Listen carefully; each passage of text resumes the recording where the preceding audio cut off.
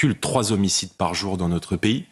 C'est une augmentation de plus de 28% depuis 10 ans. 1000 agressions chaque jour dans notre pays.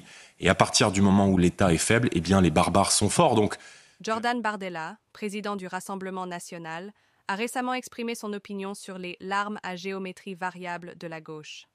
Il faisait référence à la réaction de certains partis politiques après le meurtre d'un fidèle dans une mosquée du Gard.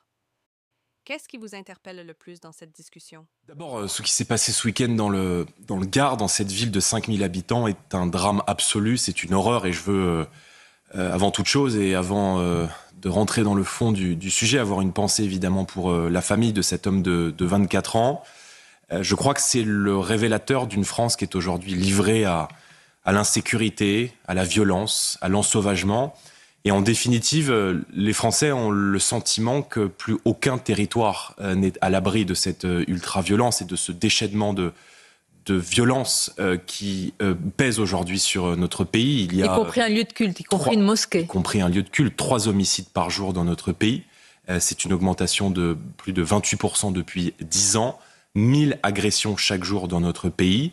Et à partir du moment où l'État est faible, eh bien, les barbares sont forts. Donc, cette situation, elle appelle à une réponse extrêmement ferme de la part de l'État. Elle appelle à une réponse très ferme de la part de l'autorité judiciaire. S'agissant du qualificatif, il y a une enquête qui est en cours. La visée religieuse, en tout cas, a été retenue dans les considérations judiciaires par l'autorité judiciaire.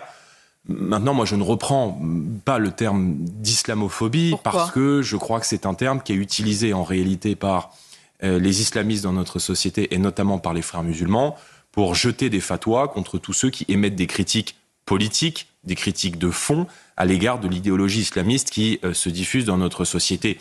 Maintenant, ces actes anti-musulmans, ils existent, ils ont été recensés, il y en a eu 154, me semble-t-il, en 2024. Il y a eu 700 actes qui ont visé des personnes ou des lieux de culte à raison de leur confession chrétienne et près de 1500 actes antisémites en 2024. Donc, je veux dire, le ministère de l'Intérieur recense cette violence. Mais est-ce que vous estimez malgré tout que ce racisme anti-musulman est sous-estimé en France ? Non, je pense que la gauche cherche en réalité à instrumentaliser ces drames, ces faits divers pour faire de la politique. J'ai vu les larmes de M. Mélenchon, j'ai vu l'indignation d'une grande partie de la gauche, et on a le sentiment que ces gens-là découvrent le sujet de la violence, le sujet de l'insécurité, lorsque cette violence est dirigée contre ce qu'ils considèrent être comme une potentielle clientèle électorale. Et c'est ce que je trouve profondément immoral là-dedans. On a le sentiment, dites-vous, de ce drame ? J'ai le sentiment que la gauche a les larmes à géométrie variable. Et cette gauche qui est extrêmement ferme, extrêmement dure pour condamner ce qui s'est passé ce week-end, je l'ai été, je le suis, et je le suis sans la moindre ambiguïté, est bien plus silencieuse lorsqu'il s'agit de condamner des actes qui ont pu viser Philippine, qui ont pu viser Thomas, Crépol, qui ont pu viser Lola, lorsqu'il s'est agi par exemple de condamner le 7 octobre. Et je n'aime pas cette indignation à géométrie variable et cette condamnation de la violence à géométrie variable.